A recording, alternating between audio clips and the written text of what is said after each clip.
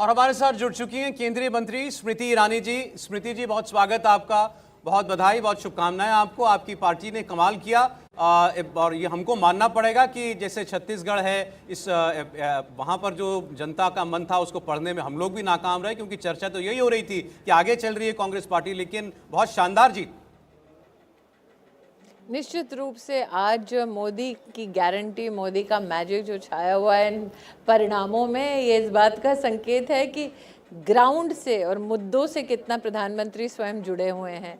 जनता और प्रधान सेवक के बीच का ये समन्वय, ये संपर्क आज वोट के सहयोग के रूप में फलीभूत हुआ है।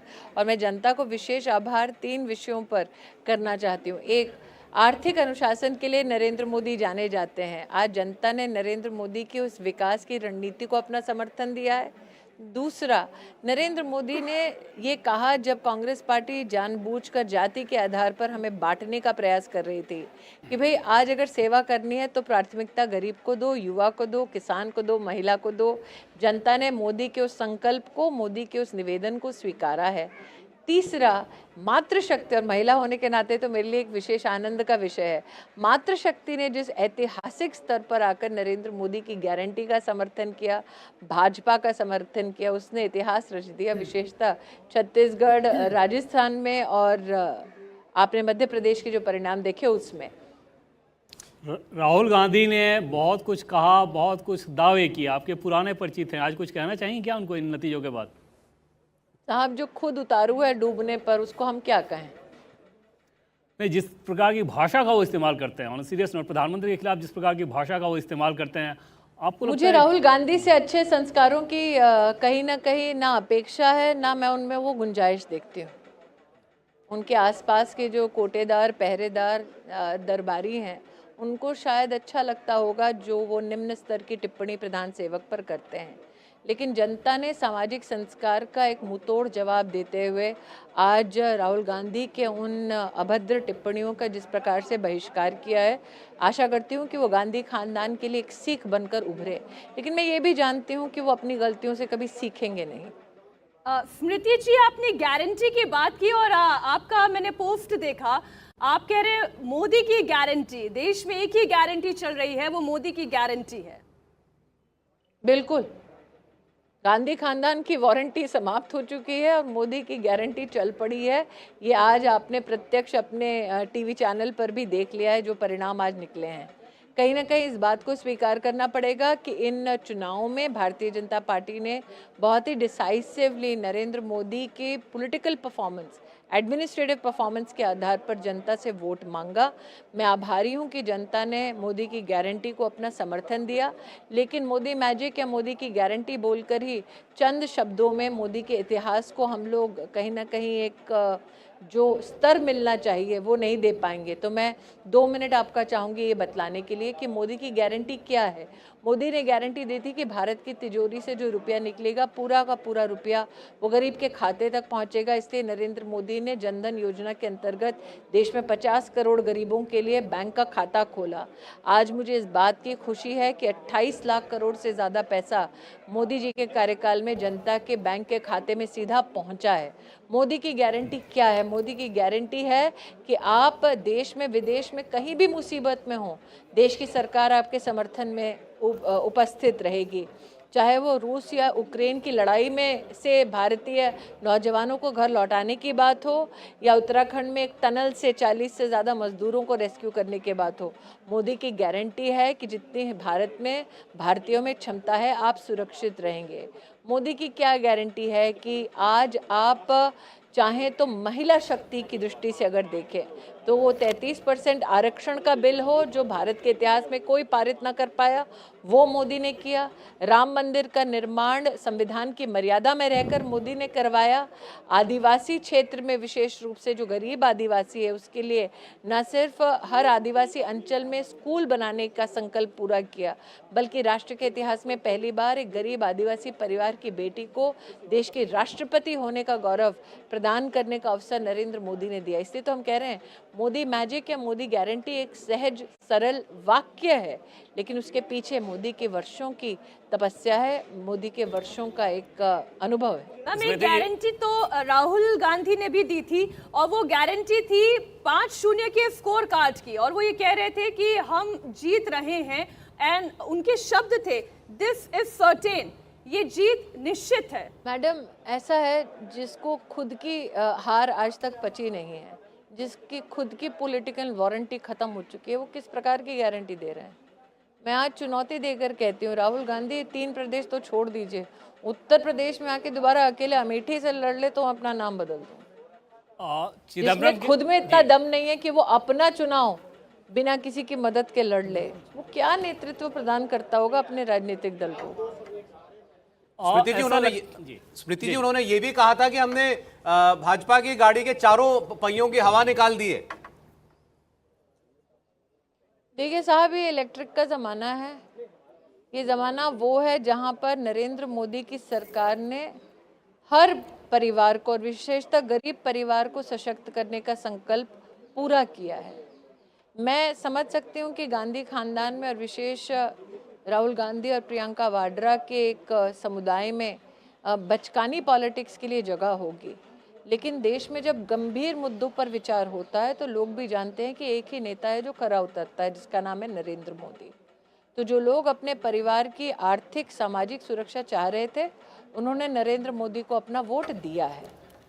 और पहले भी स्मृति जी, राहुल गांधी ने एक नॉर्थ और साउथ के पॉलिटिक्स को लेकर कुछ कमेंट किया था। आज के नतीजों के बाद कांग्रेस सांसद जैसे कार्ति चिदम्बरम, उन्होंने लिखा है कि द साउथ, जबकि हकीकत यह है कि साउथ की भी बात करें तो बीजेपी के 30 सांसद हैं, कांग्रेस के 29 ही हैं। लेकिन ऐसा लगता है कि कांग्रेस अब तेलंगाना की जीत के बाद, आज के नतीजों के बाद, इस नैरेटिव को आगे बढ़ाने जा रही है, नॉर्थ वर्सेस साउथ। इसे कैसे पहले जाति के आधार पर डिवाइड करते थे, धर्म के आधार पर डिवाइड करते थे, अब ज्योग्राफी के हिसाब से डिवाइड करेंगे। विभाजनकारी कांग्रेस की नीति पहले भी रही, अब भी रही, ये आपके इस वक्तव्य से स्पष्ट हो रहा है। जी हाँ, बिल्कुल। और वो तेलंगाना की जीत के बाद ऐसा लग रहा है कि उत्तर भाजपा का, दक्षिण हमारा, इस किस्म के नैरेटिव पर काम करें। जब वायनाड भी गए थे जीत करके तो उन्होंने कहा था कि मुझे यहाँ की राजनीति अच्छी लगती है, यहाँ पढ़ी लिखी राजनीति होती है। भारत भारतीयों का है, ये चाहे दल आपका कोई भी क्यों ना हो, चाहे आपका नेतृत्व करने का एक प्रयास या आपकी शैली चाहे कोई भी क्यों ना रही हो, जो भारत के विभाजन करने की कल्पना या संकल्प लेता हो, क्या वो वाकई में विकास कर पाएगा? हाँ, ये सत्य है कि अमेठी से करारी हार पाने के बाद राहुल गांधी ने वायनाड में जाकर अमेठी के लोगों को कोसा था, और इसी का परिणाम हुआ है कि अमेठी में कांग्रेस की जमानतें विधानसभा चुनाव में जब्त हो गई।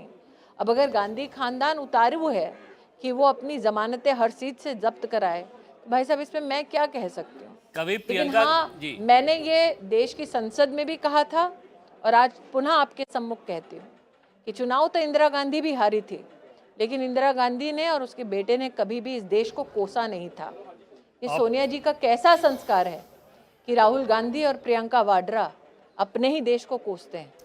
प्रियंका गांधी ने जिस प्रकार की आक्रामक भाषा का इस्तेमाल किया चुनाव प्रचार के दरमियान, आज के नतीजों के बाद उन्हें क्या कहना चाहेंगे आप? कुछ नहीं।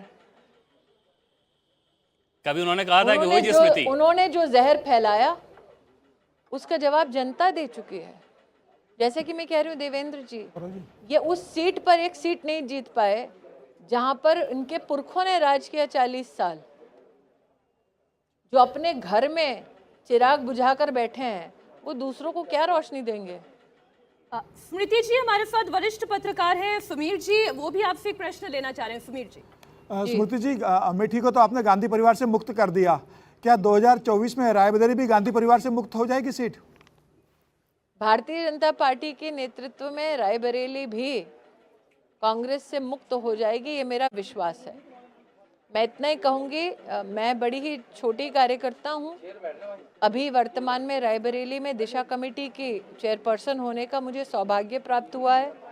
को चेयर सोनिया गांधी है, शायद सार्वजनिक तौर पर कभी चर्चा नहीं हुई। मेरे 1 साल के अनुभव में दिशा कमेटी में जहाँ पर स्थानीय लोकसभा के मुद्दे आते हैं, आज तक सोनिया गांधी एक बार भी अपने ही लोकसभा क्षेत्र की मीटिंग में नहीं आई हैं। इतना कह दूं कि हाल फिलहाल में कोऑपरेटिव का वहाँ चुनाव हुआ, जिस चुनाव में भारतीय जनता पार्टी के कार्यकर्ता की जीत हुई, यही रायबरेली के बदलते मिजाज का एक संकेत है। एक प्रश्न राहुल महाजन जी, आप भी वरिष्ठ पत्रकार हमारे साथ हैं। राहुल जी, स्मृति जी, इन चुनावों में फ्रीबीज जो हैं विभिन्न पार्टियों के द्वारा, उसका बहुत ज़्यादा प्रचार रहा है, उस पर बहुत ज़्यादा बात हुई है। आपका क्या विचार है इन तरह की स्कीमों को? मैं एक कंपैरेटिव, और क्योंकि आप प्रबुद्ध व्यक्ति हैं, आपके सामने प्रस्तुत करना चाहूँगी। जब प्रधानमंत्री मोदी ने कहा कि मैं चाहता हूँ कि भारत की तिजोरी से पैसा सीधा देश के गरीब नागरिक के बैंक के खाते में जाए, तो उसका एक छोटा सा उदाहरण है प्रधानमंत्री मातृ वंदना योजना, जिसके अंतर्गत गरीब गर्भवती महिला के बैंक के खाते में 6,000 रुपये जाता है, ताकि जिस दिन वो अपने श्रम की स्थिति में ना हो और डॉक्टर के पास जाए या वैक्सीनेशन के लिए जाए, उस दिन कम से कम उसकी लॉस ऑफ वेज का उस दिन भरपाई हो सके। इस योजना के पीछे एक ये सोच भी थी कि इंस्टीट्यूशनल डिलीवरी जो है महिला की वो बढ़े, और आज वही हुआ। इंस्टीट्यूशनल डिलीवरी मतलब अस्पताल में महिला का बच्चे को जन्म देने से माता का जो मृत्यु दर है, बच्चे का जो मृत्यु दर है, वो कम होता है, वो हमें कम होता दिखा है, जिसकी वजह से आज अर्थव्यवस्था की दृष्टि से, इंफ्रास्ट्रक्चर की दृष्टि से, ह्यूमन डेवलपमेंट इंडेक्स की दृष्टि से हमने बेहतर काम किया। दूसरा एक उदाहरण आपको देना चाहती हूँ। स्वच्छ भारत अभियान के पीछे अगर आप सोच देखें, हमारे देश में कभी किसी महिला ने जाके किसी नेता से ये नहीं कहा था कि उसे टॉयलेट चाहिए। लाल किले की प्राचीर से देश के प्रधान सेवक का ये कहना कि अगर औरत की इज्जत करना चाहते हो, कम से कम उसके लिए एक टॉयलेट बना दो, ये सामाजिक न्याय की दृष्टि से नैरेटिव का कितना बड़ा बदलाव था। लेकिन साल 2010-11 में अगर आप WHO की और वर्ल्ड बैंक की रिपोर्ट देखते तो आप जानते हैं कि स्वच्छ परिसर ना होने की वजह से, सैनिटेशन फैसिलिटी ना होने की वजह से GDP पर 6% का नेगेटिव प्रभाव था। तो ये सिर्फ महिला सम्मान से नहीं जुड़ी बात है, बल्कि इसकी एक अर्थव्यवस्था के ऊपर भी बहुत बड़ा एक इफेक्ट होता है। तो फ्रीबी में और सोशल जस्टिस की डायरेक्ट डिलीवरी ऑफ बेनिफिट्स में बहुत बड़ा फर्क है। राजनीति में स्मृति जी हमने देखा कि राजनीति से पहले जस्ट खेल में पहले पनौती शब्द का इस्तेमाल किया गया, और जिस रूप में लाया गया, आज अगर इस सवाल को आपसे पूछा जाए, कौन है पनौती? देखिए, जो खुद अपनी पार्टी के लिए चुनौती है, वो चाहे किसी को भी पनौती क्यों ना कहें। हम जानते हैं कि हमारे परिवारों में, ये सभ्यता में, समाज में एक दिनचर्या का विषय रहता है कि बड़े के खिलाफ अभद्र ना टिप्पणी होती है। शत्रु चाहे आपको कितना भी बड़ा क्यों ना लगता हो, लेकिन रूल्स ऑफ वॉर में हमेशा हम लोग एक दूसरे के साथ सहज भाव से पेश आते हैं। चुनाव तो मैंने भी लड़ा है। सोनिया जी की उम्र अच्छी खासी है, लेकिन मेरे मुंह से आज तक उनकी माता जी के लिए अपशब्द नहीं निकले हैं। मेरे बड़े भाई के लिए उनके मुंह से अपशब्द क्यों निकले? ये उनके संस्कारों का प्रतीक है। एक प्रश्न स्मृति जी, कास्ट सेंसस को लेकर भी है। बार बार कांग्रेस पार्टी की ओर से सभी राज्यों में ये कहा गया कि हमारी सरकार आएगी, हम कास्ट सेंसस करवाएंगे और फिर ये तय किया जाएगा कि कौन सी जाति की कितनी हिस्सेदारी है, भागीदारी है, उस हिसाब से नीति बनाई जाएगी। क्या जनता ने ये जाति आधारित राजनीति को नकार दिया है? मैं इतना कहूँगी, अंग्रेजी हुकूमत की जो एक जाति के आधार पर समाज को, हिंदुस्तान को बांटने की कवायद थी, अंग्रेजी हुकूमत के उन्हीं पदचिन्हों पर गांधी खानदान चलने का प्रयास कर रही थी। नरेंद्र मोदी ने अपने सार्वजनिक वक्तव्यों में बार बार जनता से निवेदन किया कि राष्ट्र का उत्थान करना है तो गरीब को गरीबी से हटाना और 13.5 करोड़ लोगों को गरीबी से मुक्ति दिलाने का काम नरेंद्र मोदी ने विशेष 5 सालों में अपने राजनीति और प्रधान सेवक की भूमिका में किया है। गरीब को अपने उत्थान का एक केंद्र बिंदु बनाओ, किसान को उत्थान का केंद्र बिंदु बनाओ। तो निश्चित रूप से नरेंद्र मोदी के इस वक्तव्य को, इस निवेदन को जनता ने स्वीकारा है और निकारा है कांग्रेस के डिवाइसिव पॉलिटिक्स को।